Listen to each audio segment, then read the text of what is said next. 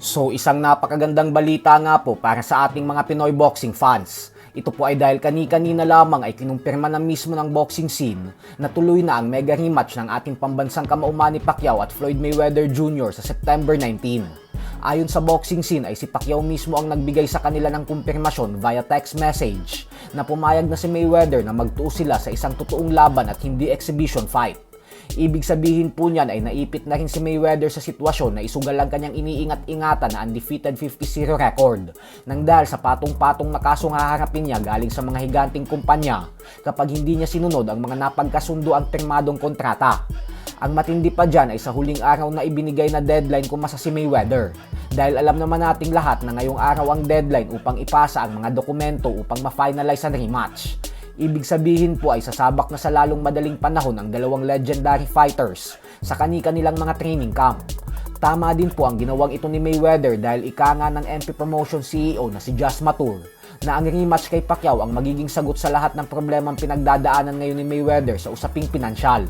Dahil ang kikitain umano ni Floyd sa rematch na ito ay mas malaki pa sa kinita niya sa nakalipas na 5 taon. Kaya ito ang magiging sagot upang mabayaran niya ang mga utang niya at maareglo ang mga isinampang napakadaming kaso sa kanya sa loob lamang ng taon na ito.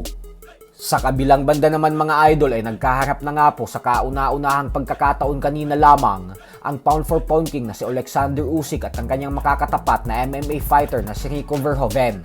At dito ay makikita natin na sobrang laki ng size and height advantage ni Verhoeven kay Usyk.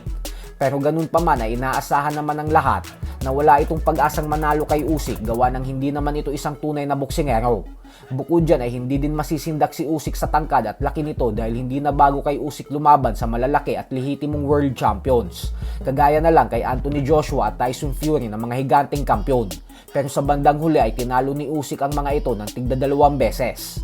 Pero ayon nga po kay Verhoeven, ay ibahin daw natin siya kasi 100% umano ang kanyang paniniwala na knockout ang sasapitin sa kanya ni Usyk, kung saan gugulong umano ang ulo ni Usyk sa sahig ng lona sa gabi ng kanilang sagupaan sa susunod na buwan. Bagay na pinagtawanan lamang ni Usyk. Susubukan ng former kickboxing champion na ito na gumawa ng history at maging isang world champion sa ikalawang professional boxing fight niya lamang.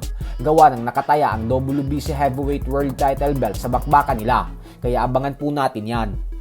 Samantala, matapos ng masaklap na pagkatalong nalasap ng former WBO welterweight champion Brian Norman Jr. sa kamay ni Devin Haney nitong nakalipas na buwan ng Nobyembre lamang, ay sinabi nga po nito na ang target niyang sunod na labanan ngayon ay ang current WBA welterweight champion na si Rolando Romero.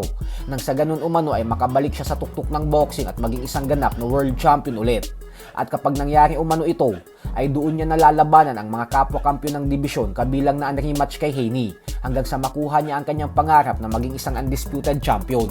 So hanggang dito na lang po muna tayo mga idol.